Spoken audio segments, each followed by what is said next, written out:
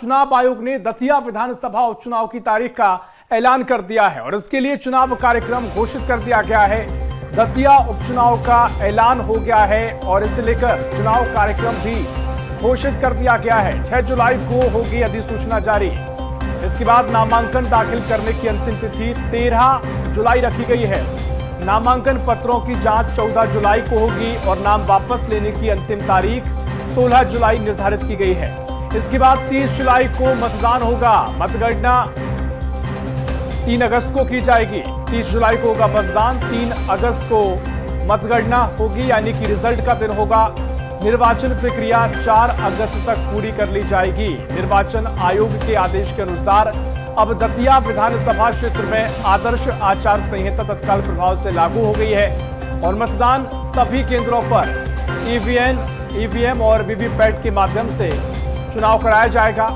तो क्यों होना है उपचुनाव, आपको पूरा मामला बता दें। राजेंद्र भारती को एक मामले में दोषी पाया गया था। दिल्ली की राउज एवेन्यू कोर्ट ने 3 साल की सजा सुनाई थी और 27 साल पुराने मामले में विधायक राजेंद्र भारती को दोषी पाया गया।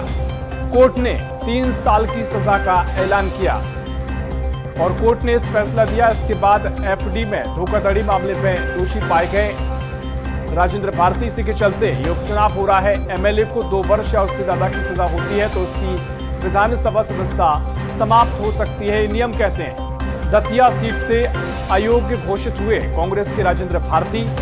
कोऑपरेटिव बैंक घोटाले में राजेंद्र भारती को दोषी पाया गया और इस मामले ने तूल पकड़ा। दिल्ली की राउज एवेन्यू कोर्ट ने सुनाई थी 3 साल की सजा।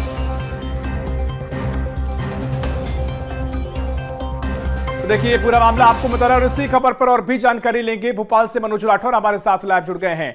मनोज जी, जिस तरीके से मामला चला रहा था, राजेंद्र भारती दोषी पाए गए और अब इसमें उपचुनाव की तारीख का ऐलान कर दिया गया है। पूरे निर्वाचन कार्यक्रम आयोजित किए जाएंगे, इसको लेकर पूरी तारीख निर्धारित की गई है। क्या कुछ पूरी तस्वीर होगी, क्या कुछ आगे की तस्वीर नजर आएगी?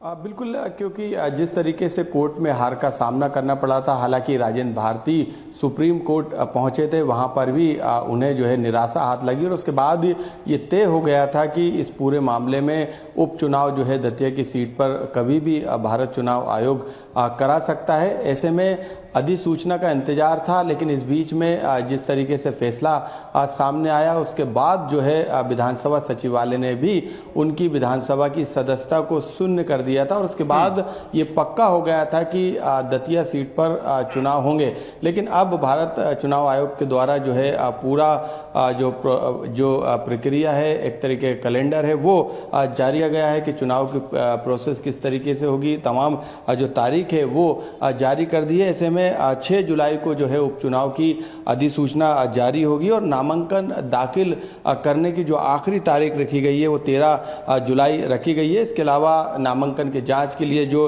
एक प्रोसेस जो चुनावी रहती है उसके तहत 14 जुलाई को जो है वो जांचे जाएंगे, वेरिफिकेशन किया जाएगा नामांकनों का और नाम वापस लेने की जो तारीख है 16 जुलाई रखी गई है। जो इसके बाद 30 जुलाई को मतदान होगा और 3 अगस्त को मतगणना होगी और निर्वाचन प्रक्रिया पूरी तरीके से 4 अगस्त को पूरी हो जाएगी। यानी अब कुछ ही महीने बचे और ऐसे में सियासी तौर पर यदि हम तैयारियों की बात करें तो बीजेपी इस सीट पर तैयारी पहले से उसने शुरू कर दी थी। नरोत्तम मिश्रा जो कि हार गए थे राजेंद्र भारती से 7,000 के वोटों से, उनको फिर से जो है पार्टी ने जो है उनको मौका देने की पहले ही प्लानिंग कर ली थी। यही कारण था कि उनको दतिया में अपनी सक्रियता को पहले से ज़्यादा बढ़ाने के निर्देश दिए गए थे।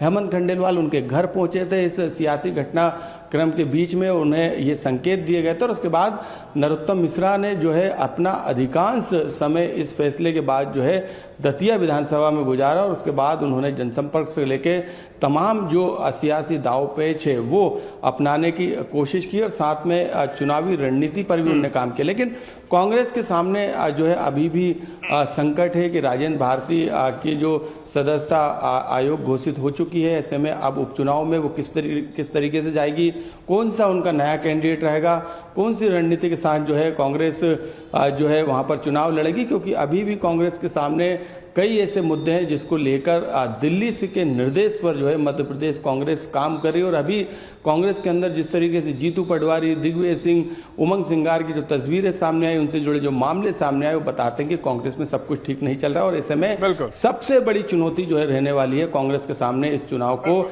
जीतने की रहने वाली है।